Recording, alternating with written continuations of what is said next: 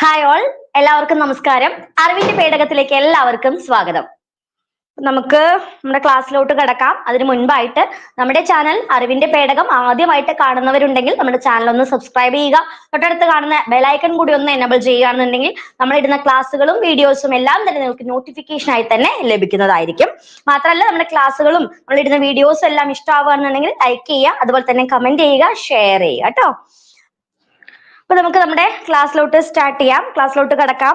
നമ്മൾ നമ്മുടെ സിലബസ് തന്നെയാണ് കംപ്ലീറ്റ് ചെയ്യുന്നത്. സിലബസിലെ ഒരു പരിധിവരെയുള്ള പോർഷൻസ് എല്ലാം നമ്മൾ ഓൾമോസ്റ്റ് കുറേയൊക്കെ കംപ്ലീറ്റ് ആക്കി. മാത്സ് ആണെങ്കിലും മെന്റൽ എബിലിറ്റി ആണെങ്കിലും അതല്ല ഇംഗ്ലീഷ് ആണെങ്കിലും അതുപോലെ തന്നെ നമ്മുടെ സബ്ജക്ട്സ് ഹിസ്റ്ററി, അതുപോലെ തന്നെ ജിയോഗ്രഫി, കോൺസ്റ്റിറ്റ്യൂഷൻ, അതുപോലെ ബയോളജി, ഫിസിക്സ്, കെമിസ്ട്രി, ഈ ഭാഗങ്ങളെല്ലാം നമ്മൾ ഒരു പരിധി വരെയൊക്കെ കവർ ചെയ്തിട്ടുണ്ട്. ഇനി വളരെ കുറച്ച് പോർഷൻസ് മാത്രമാണ് നമുക്ക് പഠിക്കാനുള്ളത്. അപ്പൊ സിസ്റ്റമാറ്റിക് ആയിട്ട് ശരിക്കും നമ്മുടെ ക്ലാസ്സുകൾ നമ്മുടെ ടൈം ടേബിളും ഫോളോ ചെയ്ത് വരുന്നവർക്ക് നല്ലൊരു റിസൾട്ട് എന്തായാലും കിട്ടും. അത് 100% ഉറപ്പുള്ളൊരു കാര്യം തന്നെയാണ്. അപ്പോൾ നിങ്ങൾക്ക് തന്നെ നിങ്ങളുടെ നെക്സ്റ്റ് എക്സാമിന് നിങ്ങൾ എഴുതാൻ പോകുന്ന, നിങ്ങൾ അറ്റൻഡ് ചെയ്യാൻ പോകുന്ന അടുത്ത എക്സാമിന് നിങ്ങൾക്ക് അതിന്റെ ഒരു ബിഫോർ ആൻഡ് ആഫ്റ്റർ വ്യത്യാസം തീർച്ചയായിട്ടും കാണാവുന്നതാണ്. അപ്പൊ നന്നായിട്ട് എല്ലാവരും പഠിക്കുക, പരിശ്രമിക്കുക. ഇനി അധികം സമയമൊന്നുമില്ല. അപ്പൊ നമ്മൾ എങ്ങനെയാണ് നല്ല രീതിയിൽ പഠിച്ച് സ്മാർട്ട് വർക്ക് ചെയ്ത് നമ്മുടെ ജോലിയിലേക്ക് എത്തിപ്പിടിക്കുക എന്ന് മാത്രം നിങ്ങൾ ലക്ഷ്യം വെച്ചുകൊണ്ട് ഓരോ ദിവസവും പഠിച്ചു തുടങ്ങാം കേട്ടോ. ഓക്കെ, ഇതാണ് നമ്മുടെ അറിവിന്റെ പേടകം. നമ്മുടെ ചാനൽ, നമ്മുടെ പ്രസന്ന മാമിന്റെ ചാനലാണ് അറിവിന്റെ പേടകം. ഇത് നമ്മുടെ എയിം സ്റ്റഡി സെന്ററിന്റെയും അതുപോലെ തന്നെ അറിവിന്റെ പേടകത്തിലെയും എല്ലാ പെയ്ഡ് ക്ലാസ്സുകളും നമ്മൾ പ്രൊവൈഡ് ചെയ്യുന്നത് ഈ ഒരു ആപ്പിലൂടെയാണ്. ശ്രീ ലേണിംഗ് എന്നാണ് നമ്മുടെ ആപ്പിന്റെ പേര്.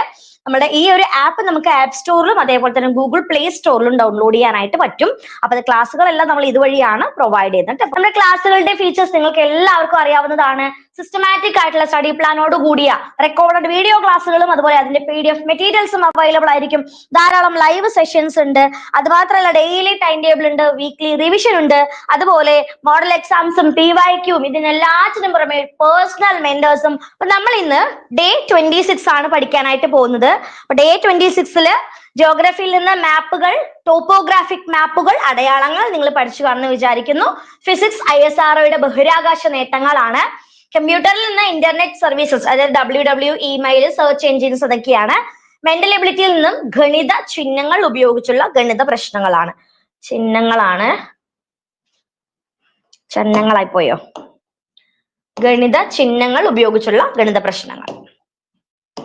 ഓക്കെ, അപ്പൊ ഡേ 27 നാളെ നമ്മൾ റിവിഷൻ ചെയ്യാൻ പോകുന്ന ടോപ്പിക്സ് ആണ്. ഹിസ്റ്ററിയിൽ നിന്ന് 1956 ശേഷമുള്ള സാമൂഹിക രാഷ്ട്രീയ ചരിത്രം, ജിയോഗ്രഫിയിൽ നിന്ന് വിദൂര സംവേദനം, ഭൂമിശാസ്ത്രപരമായ സംവിധാനം, അതുപോലെ തന്നെ എക്കണോമിക്സിൽ നിന്ന് ധാതുക്കൾ, മാത്സിൽ നിന്ന് സമയവും ദൂരവും, മലയാളത്തിൽ നിന്ന് പര്യായ പദങ്ങൾ. ഇത്രയും കാര്യങ്ങളാണ് നമ്മൾ നാളെ പഠിക്കാനായിട്ട് പോകുന്നത്. നാളെ നിങ്ങൾ പഠിച്ചു വരേണ്ടത്, എക്സാം ചെയ്യാൻ പോകുന്ന ടോപ്പിക്സ് ഇതൊക്കെയാണ്. അപ്പൊ ഈ ടോപ്പിക്കുകൾ എവിടെയെങ്കിലും ഒന്ന് എഴുതി വെക്കുക, അല്ലെങ്കിൽ ഒന്ന് സ്ക്രീൻഷോട്ട് ചെയ്ത് വെക്കുക കേട്ടോ. ഓക്കെ അല്ലേ? നമുക്ക് ഐശ്വര്യമായിട്ട് നമ്മുടെ ഡേ 26 കടക്കാം. ഓക്കെ, എല്ലാരും റെഡി അല്ലേ? എല്ലാരും റെഡിയാണെന്ന് വിചാരിക്കുന്നു. അപ്പൊ നമുക്ക് ഡേ 26 സ്റ്റാർട്ട് ചെയ്യാം. ചുവടെ തന്നിരിക്കുന്ന വസ്തുതകളിൽ ശരിയായവ വിലയിരുത്തുക. അല്ലെ, ചോദ്യങ്ങൾ ആദ്യത്തെ നമ്മുടെ ജിയോഗ്രഫിയുമായി ബന്ധപ്പെട്ട കുറച്ച് ഭാഗങ്ങളിലുള്ള ചോദ്യങ്ങളാണേ. നോക്കൂ, ആദ്യമായി വിവിധ ഭൂപടങ്ങൾ ചേർത്ത് അറ്റ്ലസ് തയ്യാറാക്കിയ വ്യക്തിയാണ് ക്രിസ്റ്റഫർ കൊളംബസ്. ശരിയാണോ? ആദ്യമായിട്ട് വിവിധ ഭൂപടങ്ങൾ ചേർത്തിട്ട് അറ്റ്ലസ് തയ്യാറാക്കിയ വ്യക്തിയാണ് ക്രിസ്റ്റഫർ കൊളംബസ്. ശരിയാണോ തെറ്റാണോ? ശരിയാണോ? തെറ്റാണ്. ഓർട്ടേലിയസ് എന്ന് പറയുന്ന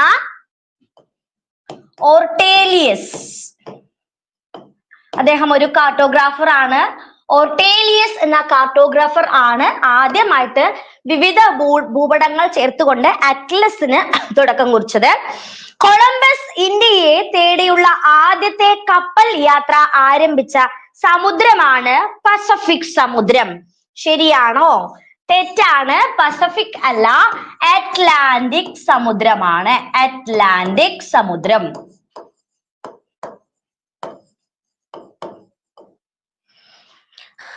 അടുത്തത്, ലോകം ചുറ്റി സഞ്ചരിക്കുന്നതിനായി യൂറോപ്പിൽ നിന്നും പുറപ്പെട്ട വ്യക്തിയാണ് ഫെർഡിനൻഡ് മഗല്ലൻ. മഗല്ലനെ കുറിച്ച് കേട്ടിട്ടുണ്ടല്ലോ അല്ലെ? ശരിയാണോ? ശരിയാണ്. അതായത് ലോകം ചുറ്റി സഞ്ചരിക്കുന്നതിന് വേണ്ടിയിട്ട് യൂറോപ്പിൽ നിന്നും പുറപ്പെട്ട ഒരു വ്യക്തി തന്നെയാണ് ഫെർഡിനൻഡ് മഗല്ലൻ എന്ന് അറിയപ്പെടുന്നത്.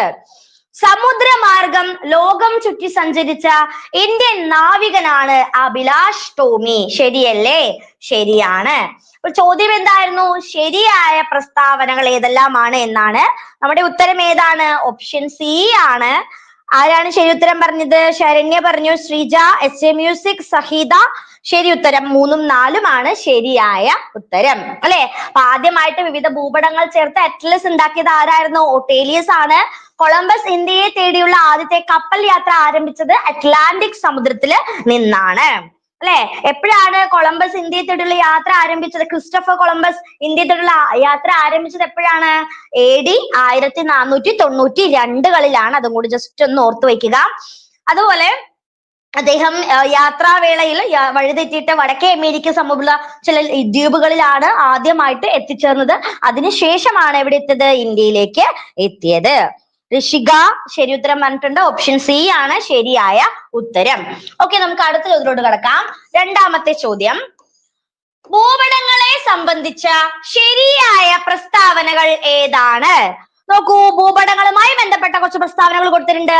ഭൂപടങ്ങൾ തയ്യാറാക്കുന്ന ശാസ്ത്രശാഖയാണ് കാർട്ടോഗ്രാഫി. ശരിയല്ലേ?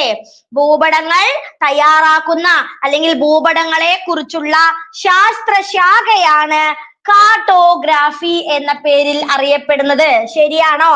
ശരിയാണ്. ഇന്ന് വരെ കണ്ടെത്തിയതിൽ വെച്ച് ഏറ്റവും പഴക്കമേറിയ ഭൂപടം കളിമണ്ണിൽ നിർമ്മിച്ചത് ചുട്ടെടുത്ത ഫലകങ്ങൾ ആണ്, അല്ലെ? അതായത് കളിമണ്ണിൽ നിർമ്മിച്ച് ചുട്ടെടുത്ത ഫലകങ്ങളാണ്. അതായത് നമ്മള് പഴയ പുരാതന സംസ്കാരങ്ങളൊക്കെ പഠിക്കുന്ന സമയത്ത് അതിലേക്ക് വെളിച്ചം വീശുന്ന ഏറ്റവും പ്രധാനപ്പെട്ട സ്രോതസ്സുകളായിട്ട് നമ്മൾ എന്തിനെ കണക്കാക്കാറുണ്ട്? ഈ പറയുന്ന എഴുത്തുകളും ലിപികളും ഒക്കെ ഫലകങ്ങളെ കണക്കാക്കാറുണ്ട്. അപ്പൊ അതുവരെ ഇന്നേ വരെ കണ്ടെത്തിയതിൽ വെച്ച് ഏറ്റവും പഴക്കമേറിയത് കളിമണ്ണിൽ നിർമ്മിച്ച ചുട്ടെടുത്ത ഫലകങ്ങൾ ആണ്. അതും ശരിയായ പ്രസ്താവനയാണ്. അടുത്തത് നോക്കൂ, ആദ്യത്തെ ഭൂപടം വരച്ചതായി കരുതപ്പെടുന്ന വ്യക്തിയാണ് മെർക്കാറ്റർ. മെർക്കാറ്റർ ആണോ ആദ്യത്തെ ഭൂപടം? ആദ്യത്തെ ഭൂപടം വരച്ചത് മെർക്കാറ്റർ ആണോ? അല്ല. ആരാണ് ആദ്യത്തെ ഭൂപടം വരച്ച വ്യക്തി? അനക്സിമാൻഡർ ആണ്. ആരാണ്? അനക്സിമാൻഡർ ആണ് ആദ്യത്തെ ഭൂപടം വരച്ചത്. ആധുനിക ഭൂപട നിർമ്മാണത്തിന്റെ പിതാവ് എന്നറിയപ്പെടുന്നത് അനക്സിമാൻഡർ ആണ്. തെറ്റാണ്. മെർക്കാറ്റർ ആണ് ആധുനിക ഭൂപട നിർമ്മാണത്തിന്റെ പിതാവ് എന്ന പേരിൽ അറിയപ്പെടുന്നത്. ആരാണ്? അനക്സിമാൻഡർ അല്ല. ആധുനിക ഭൂപട നിർമ്മാണത്തിന്റെ പിതാവ് എന്നറിയപ്പെടുന്നത് ആരാണ്? മെർക്കാറ്റർ ആണ്.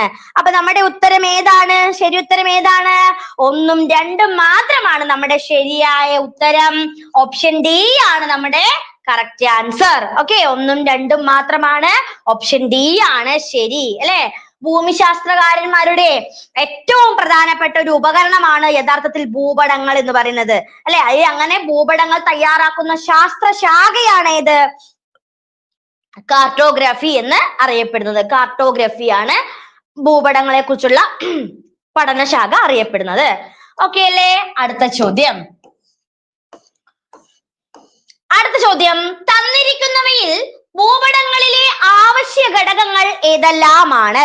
ഒരു ഭൂപടം, നമ്മളൊരു ഭൂപടം എടുത്താൽ അതിൽ എന്തൊക്കെയാണ് കാണുക? തലക്കെട്ട്, തോത്, ദിക്ക്, സൂചിക, അക്ഷാംശീയ രേഖാംശീയ സ്ഥാനം, അംഗീകൃത നിറങ്ങളും ചിഹ്നങ്ങളും. ഇതിലേതാണ് ശരി? ഒരു ഭൂപടത്തെ സംബന്ധിച്ച് ഇതുമായി ബന്ധപ്പെട്ട ആവശ്യ ഘടകങ്ങൾ ഏതെല്ലാമാണ്?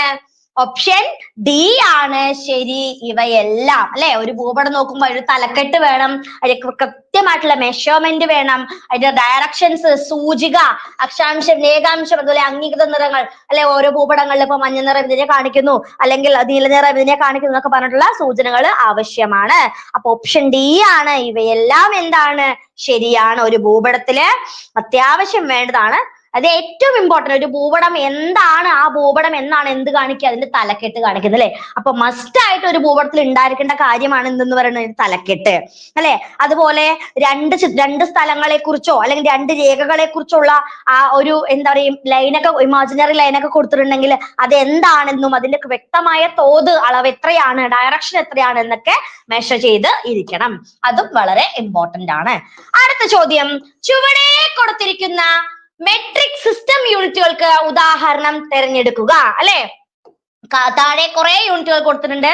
സെന്റിമീറ്റർ ഉണ്ട്, മൈൽ ഉണ്ട്, ഇഞ്ച് ഉണ്ട്, ഫർലോങ് ഉണ്ട്. ഇതിൽ ചോദ്യം എന്താണ്, ഇതില് മെട്രിക് സിസ്റ്റം യൂണിറ്റ് ഏതാണ് എന്നാണ് ചോദ്യം അല്ലെ. അതായത് ബ്രിട്ടീഷുകാർ ഇന്ത്യ വിട്ടതോടുകൂടി പ്രചാരത്തിലായിട്ടുള്ള ഒരു യൂണിറ്റ് ആണ് ഈ ഒരു മെട്രിക് സിസ്റ്റം യൂണിറ്റ്. ഏതൊക്കെയാണ് മെട്രിക് സിസ്റ്റം യൂണിറ്റുകൾ എന്ന് പറയുന്നത്? പ്രധാനമായിട്ടും ഏതൊക്കെയാ? സെന്റിമീറ്റർ, മീറ്റർ, കിലോമീറ്റർ തുടങ്ങിയവയൊക്കെയാണ്. അപ്പൊ ഈ തന്നിരിക്കുന്നതിൽ ഏതാണ് മെട്രിക് സിസ്റ്റം യൂണിറ്റ് എന്ന് പറയുന്നത്? ഓപ്ഷൻ എ ആണ് അല്ലെ. കുറെ പേര് ശരി ഉത്തരം പറഞ്ഞിട്ടുണ്ട്. ഓപ്ഷൻ എ ആണ് നമ്മുടെ ശരിയായ ഉത്തരം. മെട്രിക് സിസ്റ്റം യൂണിറ്റ് ഏതാണ്? സെന്റിമീറ്റർ ആണ്. ഓക്കെ അല്ലേ? അടുത്ത ചോദ്യം വളരെ സിമ്പിൾ ആയിട്ടുള്ള ഒരു ചോദ്യമാണ്. ശരിയായി യോജിപ്പിച്ച് ചേർക്കുക അല്ലെ. മാച്ച് ദ ഫോളോയിങ് ആണ്. അപ്പൊ അതില് ഒരു കോളത്തിൽ മഞ്ഞ, ചുവപ്പ്, നീല, തവിട് എന്ന് പറയുന്ന നിറങ്ങൾ തന്നിട്ടുണ്ട്. അടുത്ത കോളത്തിൽ ആ നിറങ്ങൾ എന്തിനെയാണ് റെപ്രസെന്റ് ചെയ്തിരിക്കുന്നത് എന്നാണ് കാണിച്ചിരിക്കുന്നത്. അപ്പൊ കറക്റ്റ് ആയിട്ടൊന്ന് മാച്ച് ചെയ്യാൻ ശ്രമിക്കുക. സിമ്പിൾ ആയിട്ടുള്ള ഒന്നാണ്. വേഗം നോക്കിക്കോളൂ. ആരാ ശരി ഉത്തരം പറഞ്ഞു? റാഷിദ പറഞ്ഞു അല്ലെ. റാഷിദ പറഞ്ഞ ഉത്തരം ഓപ്ഷൻ എ ആണ്. നമ്മുടെ ഉത്തരവും ഏതാണ്? ഓപ്ഷൻ എ തന്നെയാണ് ശരിയായ ഉത്തരം അല്ലെ. മഞ്ഞ നിറം കൃഷിയിടങ്ങളെ പ്രതിനിധീകരിക്കുന്നു. ചുവപ്പ് നിറം റോഡുകളെയാണ് പ്രതിനിധീകരിക്കുന്നത്. നീല ജലാശയങ്ങളെ പ്രതിനിധീകരിക്കുന്നു. തവിട് നിറം പാറക്കൂട്ടങ്ങളെയാണ് പ്രതിനിധീകരിക്കുന്നത്. അപ്പൊ വളരെ കറക്റ്റ് ആയിട്ടുള്ള ഡെപിക്സ് ആണ് ഇത് അല്ലെ. മഞ്ഞ കൃഷിയിടങ്ങള്, നമ്മളിപ്പോ ഒരു ഭൂപടങ്ങൾ പഠിക്കുമ്പോൾ നമ്മൾ പറഞ്ഞു കഴിഞ്ഞു, ഭൂപടങ്ങളില് നിറങ്ങൾ വളരെ ഇമ്പോർട്ടന്റ് ആണ് അല്ലെ. നിറങ്ങളും അതെന്തിനെയാണ് പ്രതിനിധീകരിക്കുന്നത്, അത് കറക്റ്റ് ആയിട്ട് ആ ഭൂപടത്തിനെ വിലയിരുത്താൻ നമ്മളെ ഹെൽപ്പ് ചെയ്യുന്ന ഒന്നാണ്. ഓക്കെ അല്ലേ? അടുത്ത ചോദ്യം, ചുവടെ തന്നിരിക്കുന്ന പ്രസ്താവനകൾ പരിശോധിച്ച് തെറ്റായത് തിരഞ്ഞെടുക്കുക. താഴെ കൊടുത്തിരിക്കുന്ന പ്രസ്താവനകൾ വേഗം നോക്കിക്കോളൂ. തെറ്റായ പ്രസ്താവന ഏതാ നമുക്ക് കണ്ടുപിടിക്കാം. നോക്കുക, ഭൂപടങ്ങളിലും ഗ്ലോബുകളിലും ലംബമായി വരച്ചിരിക്കുന്ന രേഖകളെയാണ് അക്ഷാംശ രേഖകൾ എന്ന് പറയുന്നത്. അതായത് ഭൂപടങ്ങളിലും ഗ്ലോബുകളിലും ലംബമായി വരച്ചിരിക്കുന്ന രേഖയാണോ അക്ഷാംശ രേഖ? ആണോ? തെറ്റാണ്. കുറുകെ അല്ലെ, ലംബമായിട്ടല്ല, ഇങ്ങനെ കുറുകെ വരച്ചിരിക്കുന്ന രേഖകളെയാണ് നമ്മൾ എന്ത് പറയുന്നത്? അക്ഷാംശ രേഖകൾ എന്ന് പറയുന്നത് അല്ലെ. അങ്ങനെയല്ലേ അക്ഷാംശ രേഖകൾ? അതായത് ഇങ്ങനെയല്ല, ഇങ്ങനെ. ഓക്കെ, ഏറ്റവും വലിപ്പമേറിയ അക്ഷാംശ രേഖയാണ് ഭൂമധ്യരേഖ. ശരിയാണോ? ശരിയാണ്. അടുത്ത നോക്കൂ, 0 ഡിഗ്രി രേഖാംശം മാരക രേഖാംശം എന്നും അറിയപ്പെടുന്നു. അതും ശരിയായ പ്രസ്താവനയാണ്. 66 ഡിഗ്രി വടക്ക് അക്ഷാംശത്തെയാണ് ഉത്തരായന രേഖ എന്ന് പറയുന്നത്. ശരിയാണോ? 66 അല്ല, 23.5 ഡിഗ്രി വടക്ക് അക്ഷാംശമാണ് ഉത്തരായന രേഖ എന്ന് അറിയപ്പെടുന്നത്. തന്നിരിക്കുന്നതിൽ തെറ്റായ പ്രസ്താവന ഏതൊക്കെയാണ്? 1ഉം 4ഉമാണ്. നമ്മുടെ ഉത്തരം ഓപ്ഷൻ ബി ആണ് അല്ലെ. ഓപ്ഷൻ ബി ആണ് ശരിയായ ഉത്തരം അല്ലെ. ഒരു സ്ഥലത്തിന്റെ വ്യക്തമായിട്ടുള്ള സ്ഥാനനിർണയത്തിന് സഹായിക്കുന്ന രേഖകളാണ് അക്ഷാംശ രേഖകൾ എന്ന് പറയുന്നത് അല്ലെ. അപ്പൊ ഒരു ഭൂപടം നോക്കുന്ന സമയത്ത് നമുക്ക് ഏറ്റവും ഇമ്പോർട്ടന്റ് ആയിട്ടുള്ളതാണ് ഈ അക്ഷാംശ രേഖകൾ അല്ലെ. ലംബമായിട്ട് വരയ്ക്കുന്നത് എന്താണ്? അക്ഷാംശ രേഖകളല്ല, രേഖാംശ രേഖകളാണ്. അതും കൂടി ജസ്റ്റ് ഒന്ന് ഓർത്ത് വെക്കണേ. നമുക്ക് അടുത്ത ചോദ്യത്തിലോട്ട് കടക്കാം. നെക്സ്റ്റ് ക്വസ്റ്റ്യൻ, 7ാമത്തെ ചോദ്യമാണ്. താഴെ തന്നിരിക്കുന്നതിൽ ഭൗതിക ഭൂപടങ്ങൾക്ക് ഉദാഹരണം ഏതാണ്? ഏതൊക്കെയാണ് ഇതിലെ ഭൗതിക ഭൂപടങ്ങൾ? എന്താണ് ഭൗതിക ഭൂപടങ്ങൾ എന്ന് ഞാൻ ആദ്യം പറഞ്ഞുതരാം. ഭൂപ്രകൃതിയെയോ കാലാവസ്ഥയെയോ സംബന്ധിക്കുന്ന അതുമായി ബന്ധപ്പെട്ട ഭൂപടങ്ങളെയാണ് നമ്മൾ എന്ത് പറയുക? ഭൗതിക ഭൂപടം എന്ന് പറയുക. പറഞ്ഞേ, ഈ തന്നിരിക്കുന്നതിൽ ഏതാണ് ഭൗതിക ഭൂപടങ്ങൾ എന്ന്? മണ്ണ് ഭൂപടം, കാലാവസ്ഥാ ഭൂപടം, ഭൂപ്രകൃതി ഭൂപടം, ഇതൊക്കെ എന്താണ്? ഭൗതിക ഭൂപടങ്ങളാണ്. ഭൂവിനിയോഗ ഭൂപടം എന്താണ്? ഇത് ഭൗതിക ഭൂപടം അല്ല അല്ലെ. ഭൂവിനിയോഗ ഭൂപടം അല്ലേ? അതെന്തുമായി ബന്ധപ്പെട്ടാണ്? ഭൂവിനിയോഗമായിട്ടുള്ള, അതായത് ഉദാഹരണമായി നമ്മളിപ്പോ എന്താ പറയാ, ഒരു ഭൂവിനിയോഗം എന്ന് പറയുമ്പോൾ അതിന്റെ പേർപ്പസ് മാറി അല്ലെ, ഒരു വ്യാവസായിക അടിസ്ഥാനത്തിലുള്ള ഒരു കാര്യമായിട്ട് മാറി അല്ലെ. അപ്പോ ഏതാണ് ഇതിൽ തെറ്റായിട്ടുള്ളത്, ഏതൊക്കെയാണ് ശരിയായിട്ടുള്ള ഭൗതിക ഭൂപടങ്ങൾക്ക് ഉദാഹരണമായിട്ട് വരുന്നത്? മണ്ണ് ഭൂപടം വരുന്നുണ്ട്, കാലാവസ്ഥ വരുന്നുണ്ട്, ഭൂപ്രകൃതി വരുന്നുണ്ട്. 1, 2, 3. അപ്പോ ഈ 1, 2, 3 മാത്രമാണ് ശരിയായിട്ടുള്ളത് പറയുന്നത്.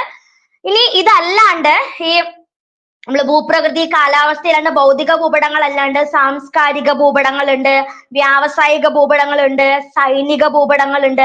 ഇതൊക്കെ ഈ പറയുന്ന സാംസ്കാരിക ഭൂപടത്തിൽ ഉൾക്കൊള്ളുന്ന ഒന്നാണ്. ഓക്കെ അല്ലേ? അടുത്തത്, സർവേ ഓഫ് ഇന്ത്യയുടെ ആസ്ഥാനം എവിടെയാണ്? സർവേ ഓഫ് ഇന്ത്യ വളരെ സിമ്പിൾ ആയിട്ടുള്ള ഒരു ചോദ്യമാണ്. സർവേ ഓഫ് ഇന്ത്യയുടെ ആസ്ഥാനം എവിടെയാണ്? മുംബൈ ആണോ, ഡൽഹി ആണോ, ഷിംല ആണോ, ഡെറാഡൂൺ ആണോ? സർവേ ഓഫ് ഇന്ത്യയും ഫോറസ്റ്റ് സർവേ ഓഫ് ഇന്ത്യയുടെ ഒക്കെ ആസ്ഥാനം ഇവിടെ തന്നെയാണ്. ഏതാണ് നമ്മുടെ ശരിയായ ഉത്തരം? ഡെറാഡൂൺ ആണ് സർവേ ഓഫ് ഇന്ത്യ. ഇനി അതല്ല, ഫോറസ്റ്റ് സർവേ ഓഫ് ഇന്ത്യയുടെ ആസ്ഥാനം എവിടെയാന്ന് ചോദിച്ചാലും അതും എവിടെ തന്നെയാണ്? നമ്മുടെ ഡെറാഡൂൺ തന്നെയാണ് അല്ലെ. അതായത് ഭൂപടങ്ങൾ നിർമ്മിക്കുക, പരിശോധിക്കുക, ഈ പറയുന്ന ഭൂപടങ്ങളുടെ തോത് അങ്ങനെയുള്ള കാര്യങ്ങളെല്ലാം മെഷർ ചെയ്യുക, അതൊക്കെയാണ് ഇതിന്റെ പ്രധാനപ്പെട്ട ചുമതലകൾ. അടുത്ത ചോദ്യം, ധരാതലീയ ഭൂപടങ്ങളിൽ ഉയരത്തെ ചിത്രീകരിക്കുന്ന മാർഗങ്ങൾ താഴെ കൊടുത്തിരിക്കുന്നവയിൽ നിന്നും തിരഞ്ഞെടുക്കുക. ധരാതലീയ ഭൂപടങ്ങളാണേ. അപ്പൊ ധരാതലീയ ഭൂപടങ്ങൾ എന്ന് പറഞ്ഞാല് പ്രകൃതിദത്തവും മനുഷ്യനിർമ്മിതവും ഉണ്ട്. അതിൽ വളരെ, അതായത് നമുക്ക് എന്താണോ വേണ്ടത് അതിനെ വളരെ ഡീറ്റെയിൽ ആയിട്ട്, അല്ലെങ്കിൽ എന്താ പറയാ, എല്ലാ സവിശേഷതകളും വളരെ സൂക്ഷ്മമായി രേഖപ്പെടുത്തിയിട്ടുള്ള ഭൂപടങ്ങളെയാണ് നമ്മൾ ധരാതലീയ ഭൂപടങ്ങൾ എന്ന് പറയാറ്. ഇതിൽ നിന്നും ഈ ഉയരത്തെ ചിത്രീകരിക്കുന്ന മാർഗങ്ങൾ ഏതെല്ലാമാണ്? കോണ്ടൂർ രേഖകളാണോ, ഫോം ലൈനുകളാണോ, ബെഞ്ച് മാർക്ക് ആണോ, സ്പോട്ട് ഹൈറ്റ് ആണോ? അല്ലെ, ഏതാണ് ശരിയായിട്ടുള്ള ഉത്തരമായിട്ട് വരുന്നത്? ധരാതലീയ ഭൂപടങ്ങളിൽ ഏതാണ്? ഓപ്ഷൻ ഡി ആണ് നമ്മുടെ ശരി ഉത്തരം. ഇവയെല്ലാം, അത് കോണ്ടൂർ രേഖകൾ, ഫോം ലൈനുകൾ, ബെഞ്ച് മാർക്ക്, സ്പോട്ട് ഹൈറ്റ്, ഇതെല്ലാം എന്താണ്? ധരാതലീയ ഭൂപടങ്ങളിലെ ഉയരത്തെ സൂചിപ്പിക്കുന്ന പ്രധാനപ്പെട്ട മാർഗങ്ങളാണ് അല്ലെ. അപ്പൊ സമുദ്രനിരപ്പിൽ നിന്നും ഒരേ ഉയരമുള്ള സ്ഥലങ്ങളെ യോജിപ്പിച്ച് വരയ്ക്കുന്ന സാങ്കല്പിക രേഖകളാണല്ലോ കോണ്ടൂർ രേഖകൾ എന്ന് പറയുന്നത് അല്ലെ. അതാണ് കോണ്ടൂർ രേഖകൾ. പിന്നെ അടുത്തടുത്തുള്ള കോണ്ടൂർ രേഖകൾ തമ്മിലുള്ള വ്യത്യാസമാണ് കോണ്ടൂർ ഇന്റർവെൽ അല്ലെങ്കിൽ ഇടവേള എന്ന പേരിൽ അറിയപ്പെടുന്നത്. ഓപ്ഷൻ ഡി ആണ് നമ്മുടെ ശരിയായിട്ടുള്ള ഉത്തരം. അടുത്ത ചോദ്യം, ചുവടെ കൊടുത്തിരിക്കുന്ന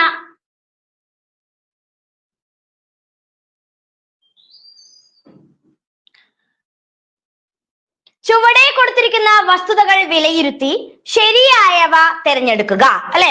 താഴെ കൊടുക്കുന്ന പ്രസ്താവനകൾ വേഗം വായിച്ചോളൂ, ശരിയായവ മാത്രം കണ്ടുപിടിക്കുക. നോക്കൂ, 1, ധരാതലീയ ഭൂപടങ്ങളിൽ വടക്ക് തെക്ക് ദിശയിൽ വരയ്ക്കുന്ന ചുവന്ന രേഖകൾ നോർത്തിങ്സ് എന്നാണ് അറിയപ്പെടുന്നത്. നോർത്തിങ്സ് ധരാതലീയ ഭൂപടമാണ്. പ്രകൃതിദത്തവും മനുഷ്യനിർമ്മിതവുമായ ഭൂപടങ്ങളിലെ സൂക്ഷ്മമായിട്ട് നമുക്ക് എല്ലാ ഇൻഫർമേഷൻസും തരുന്നതാണ് ധരാതലീയ ഭൂപടങ്ങൾ. നമ്മൾ ഓൾറെഡി പഠിച്ചു കഴിഞ്ഞു. അപ്പൊ അതില് നോർത്തിങ്സ് ധരാതലീയ ഭൂപടങ്ങളിൽ വടക്ക് തെക്ക് ദിശയിൽ വരയ്ക്കുന്ന ചുവന്ന രേഖകളാണ് നോർത്തിങ്സ്. നോർത്തിങ്സ് ആണോ? തെറ്റാണ്. അതിന് എന്തെന്നാ പറയാ നമ്മള്? ഈസ്റ്റിങ്സ് എന്നാണ് പറയുന്നത്. എന്താണ് പറയുന്നത്? നോർത്തിങ്സ് അല്ല, ഈസ്റ്റിങ്സ് ആണ്. നോർത്തിങ്സിന്റെ മൂല്യം വടക്ക് ദിശയിലേക്ക് പോകുന്തോറും കൂടിക്കൂടി വരുന്നു. നോർത്തിങ്സിന്റെ മൂല്യം വടക്കോട്ട് പോകുന്തോറും കൂടിക്കൊണ്ടേയിരിക്കും. ധരാതലീയ ഭൂപടങ്ങളിൽ കിഴക്ക് പടിഞ്ഞാറ് ദിശയിൽ വരയ്ക്കുന്ന വരകളാണ് ഈസ്റ്റിങ്സ് എന്ന പേരില് അറിയപ്പെടുന്നത് അല്ലെ. ധരാതലീയ ഭൂപടങ്ങളില് കിഴക്ക് പടിഞ്ഞാറ് ദിശയിൽ വരയ്ക്കുന്ന വരകളെയാണ് നമ്മൾ എന്തെന്ന് പറയുന്നത്? നോർത്തിങ്സ് എന്ന് പറയുക. തിരിച്ചു പറയണേ, നോർത്തിങ്സ് ആണ്. ഓക്കെ, ഈസ്റ്റിങ്സ്, നോർത്തിങ്സ് രേഖകൾ ചേർന്നുണ്ടാകുന്ന ജാലിക റെഫറൻസ് ഗ്രിഡ് എന്ന് അറിയപ്പെടുന്നു. ഈസ്റ്റിങ്സും അതുപോലെ തന്നെ നോർത്തിങ്സും ചേർന്നതാണ് എന്തെന്ന് പറയുന്നത്? ജാലിക റെഫറൻസ് ഗ്രിഡ്. അത് ശരിയാണ്. ഏതൊക്കെയാണ് നമ്മുടെ ശരിയായ പ്രസ്താവന? 2ഉം 4ഉം മാത്രമാണ്. നമ്മുടെ ഉത്തരം ഓപ്ഷൻ സി ആണ്. ഓപ്ഷൻ സി ആണ് ശരിയായ ഉത്തരം. അടുത്ത ചോദ്യം, ചുവടെ കൊടുത്തിരിക്കുന്ന പ്രസ്താവനകളിൽ നിന്ന് ശരിയായവ തെരഞ്ഞെടുക്കുക. നമ്മൾ നമ്മുടെ രണ്ടാമത്തെ ടോപ്പിക്കിലേക്ക് കടന്നു. ISROയുടെ ബഹിരാകാശ നേട്ടങ്ങൾ നമുക്ക് നോക്കാം. ഇന്ത്യൻ ബഹിരാകാശ ഗവേഷണ പദ്ധതികൾക്ക് തുടക്കം കുറിച്ച കമ്മിറ്റിയാണ് ഇൻകോസ്പാർ എന്ന പേരിൽ അറിയപ്പെടുന്നത്. ശരിയല്ലേ? ശരിയാണോ? ശരിയാണ്. നോക്കൂ അടുത്തത്. 1962 ഇൻകോസ്പാർ രൂപീകരിക്കുന്നത്. ശരിയാണോ? അതും ശരിയായ പ്രസ്താവനയാണ്. ഇന്ത്യൻ ബഹിരാകാശ ശാസ്ത്രത്തിന്റെ പിതാവ് എന്നറിയപ്പെടുന്നത് ആരാണ്? വിക്രം സാരാഭായ് ആണ്. അതും ശരിയാണ്. നമ്മുടെ ഉത്തരം ഇവയെല്ലാം ശരിയാണ്. ഓപ്ഷൻ എ ആണ് ശരി ഉത്തരം.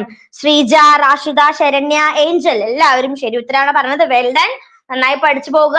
അപ്പൊ നമ്മളുടെ ബഹിരാകാശ ഗവേഷണ പദ്ധതി, അതായത് ISROന്റെ കീഴിൽ ഇപ്പൊ നമ്മൾ ചന്ദ്രയാൻ, ഗഗൻയാൻ വരെയുള്ള വലിയ വിക്ഷേപണ പദ്ധതികളൊക്കെ വന്ന് നിൽക്കുന്നുണ്ട്. അപ്പൊ ഇതിലോട്ടെല്ലാം തുടക്കം കുറിച്ച ഗവേഷണ പദ്ധതിയുടെ കമ്മിറ്റിയാണ്, അതിന്റെ രൂപീകരണവുമായി ബന്ധപ്പെട്ട കമ്മിറ്റിയാണ് ഇൻകോസ്പാർ എന്ന് അറിയപ്പെടുന്നത്. അടുത്ത ചോദ്യം. തുമ്പ റോക്കറ്റ് വിക്ഷേപണ കേന്ദ്രവുമായി ബന്ധപ്പെട്ട പ്രസ്താവനകളിൽ നിന്ന് തെറ്റായവ കണ്ടെത്തുക. തുമ്പ അല്ലെ, തുമ്പ റോക്കറ്റ് വിക്ഷേപണ കേന്ദ്രം വളരെ ഇമ്പോർട്ടന്റ് ആണ്. ISRO പഠിക്കുമ്പോൾ നമുക്ക് ഒരിക്കലും വിട്ടുകളയാൻ പറ്റാത്ത ഒരു വളരെ ഇമ്പോർട്ടന്റ് ആയിട്ടുള്ള ടോപ്പിക് ആണ്. ഭൂമധ്യ രേഖയോട് ഏറ്റവും അടുത്ത് സ്ഥിതി ചെയ്യുന്ന റോക്കറ്റ് വിക്ഷേപണ കേന്ദ്രമാണ്. ശരിയാണ് അല്ലെ, ഭൂമധ്യ രേഖയോട് ഏറ്റവും അടുത്ത് ചെയ്യുന്ന റോക്കറ്റ് വിക്ഷേപണ കേന്ദ്രമാണ് തുമ്പ. ശരിയല്ലേ? ശരിയാണ്. അടുത്ത നോക്കൂ. 1962 ടെറിൽസ് സ്ഥാപിച്ചത്. ശരിയാണോ? അതായത് തുമ്പ ഇക്വറ്റോറിയൽ റോക്കറ്റ് ലോഞ്ചിങ് സ്റ്റേഷൻ സ്ഥാപിച്ചത് 1962 ചെറൈൽസിൽ നിന്നും വിക്ഷേപിച്ച ആദ്യത്തെ റോക്കറ്റ് ആണ് RH-75. ശരിയാണോ? അത് തെറ്റാണ്. നൈക് അപ്പാച്ചെ ആണ്. നൈക് അപ്പാച്ചെ ആണ് ആദ്യമായിട്ട് നിന്ന് വിക്ഷേപിച്ച റോക്കറ്റ്. Nike Apache. തുമ്പ വിക്ഷേപണ കേന്ദ്രം വിക്രം സാരാഭായ് സ്പേസ് സെന്ററിന് കീഴിൽ വന്നത് 1972. ശരിയാണോ? ഇത് ശരിയായ പ്രസ്താവനയാണ്. ഏതാണ് തെറ്റായ പ്രസ്താവന? 3 മാത്രമാണ് തെറ്റായ പ്രസ്താവന. നമ്മുടെ ഉത്തരം ഓപ്ഷൻ സി ആണ്. ഓക്കെ അല്ലേ? അടുത്ത ചോദ്യം.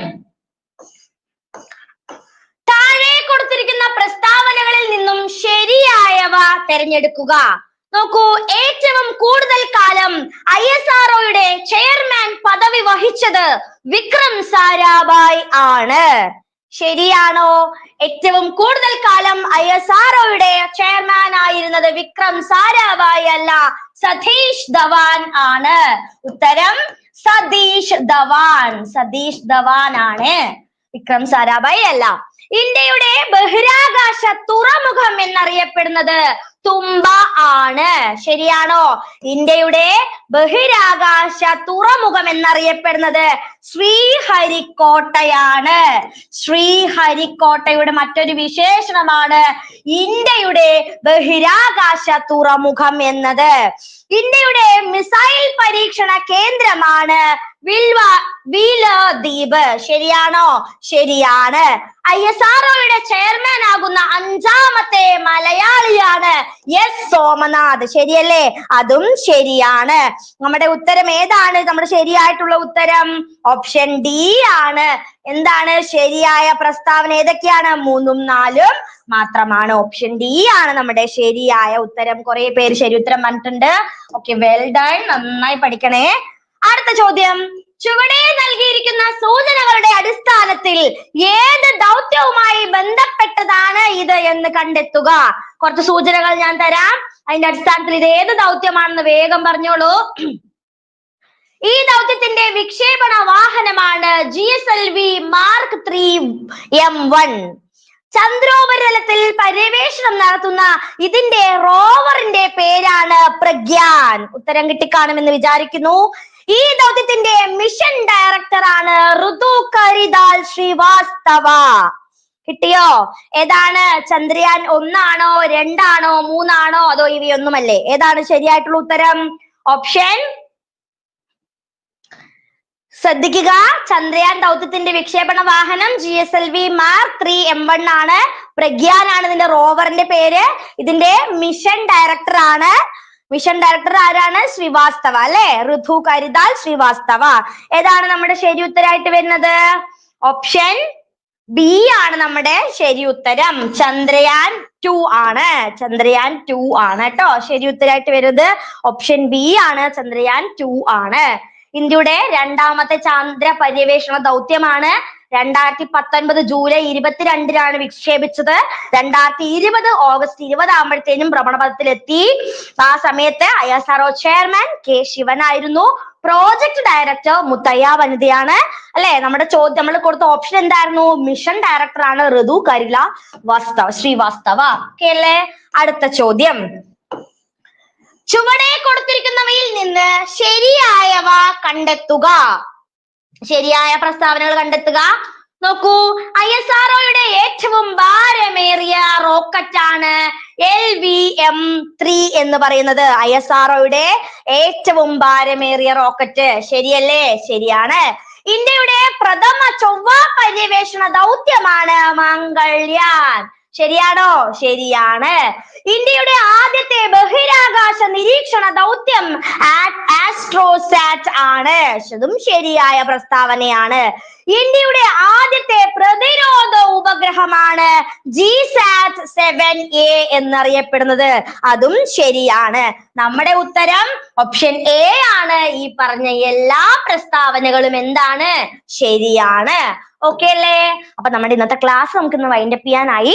അപ്പൊ ഇത്രയും ക്വസ്റ്റ്യൻസ് നിങ്ങൾക്ക് നന്നായിട്ട് മനസ്സിലായിട്ടുണ്ടാവും എന്ന് വിചാരിക്കുന്നു. നാളെ ഞാൻ പഠിക്കാൻ തന്നിരിക്കുന്ന ടോപ്പിക്സുകൾ വൃത്തിയായിട്ട് നാളെ പഠിച്ചു വരിക. നമുക്ക് നാളെ അതുമായി ബന്ധപ്പെട്ട റിവിഷൻ ചെയ്യാവുന്നതാണ്. അപ്പൊ ക്ലാസ്സുകളും അതുപോലെ നമ്മുടെ ഈ വീഡിയോസ് ഒക്കെ ഇഷ്ടമാവുകയാണെന്നുണ്ടെങ്കിൽ ലൈക്ക് ചെയ്യുക, കമന്റ് ചെയ്യുക, അതുപോലെ തന്നെ ഷെയർ ചെയ്യുകയും കൂടി ചെയ്യുക കേട്ടോ. നിങ്ങളുടെ ഓരോ ലൈക്കിനും കമന്റിനും ഒക്കെ നമുക്ക് ഒരുപാട് സന്തോഷം, ഒരുപാട് സ്നേഹം. അത് മാത്രമല്ല, നമ്മുടെ ചാനൽ ആദ്യമായിട്ട് കാണുന്നവരാണ്, അതുപോലെ ഇതുവരെയും സബ്സ്ക്രൈബ് ചെയ്തിട്ടില്ല എങ്കിൽ തീർച്ചയായിട്ടും നമ്മുടെ ചാനൽ ഒന്ന് സബ്സ്ക്രൈബ് ചെയ്യുക. തൊട്ടടുത്ത് കാണുന്ന ബെലൈക്കൻ കൂടി ഒന്ന് എനേബിൾ ചെയ്യുകയാണെങ്കിൽ നമ്മളിടുന്ന ക്ലാസ്സുകളും വീഡിയോസ് എല്ലാം നിങ്ങൾക്ക് നോട്ടിഫിക്കേഷൻ ആയി തന്നെ ലഭിക്കുന്നതായിരിക്കും. ഓക്കെ, കാലതാമസം ഒന്നും ഇല്ലാണ്ട് വേഗം കണ്ട് പഠിച്ചു തുടങ്ങാം. അതുപോലെ വീഡിയോസ് ഒക്കെ ഇഷ്ടമാവുകയാണെങ്കിൽ കൂട്ടുകാർക്കൊക്കെ ഒന്ന് ഷെയർ ചെയ്ത് കൊടുക്കുക. അപ്പൊ എല്ലാവർക്കും നല്ലൊരു ദിവസം ആശംസിക്കുകയാണ്. അപ്പോ എല്ലാവരും നന്നായി പഠിക്കുക. ഇനി അടുത്ത് എഴുതാൻ പോകുന്ന എക്സാമിലൊക്കെ നിങ്ങൾ എന്തായാലും ക്വാളിഫൈഡ് ആകട്ടെ എന്ന വിഷയമാണ്. എല്ലാവർക്കും നല്ലൊരു ദിവസം ആശംസിക്കുന്നു. Thank you so much. നമുക്ക് നാളെ കാണാം.